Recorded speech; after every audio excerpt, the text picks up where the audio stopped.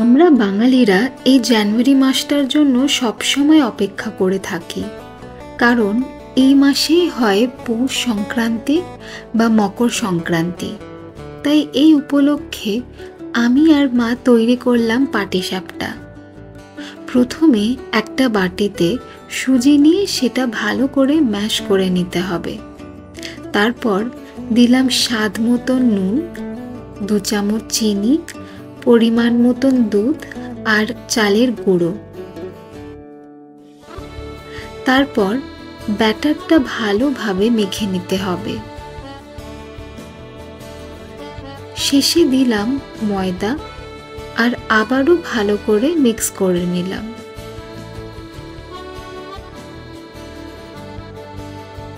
মেখে নেবার পর ব্যাটারটা 10 মিনিট মতন চাপা দিয়ে রাখতে হবে।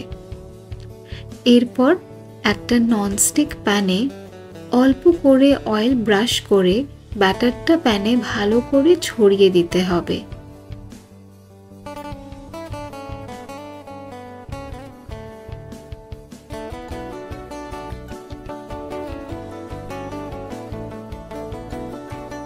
দেন ক্ষীর, নারকেল বা মাখা সন্দেশ যেমন খুশি পুর দিয়ে রোল করে নিলেই তৈরি সুস্বাদু পাটিসাপটা।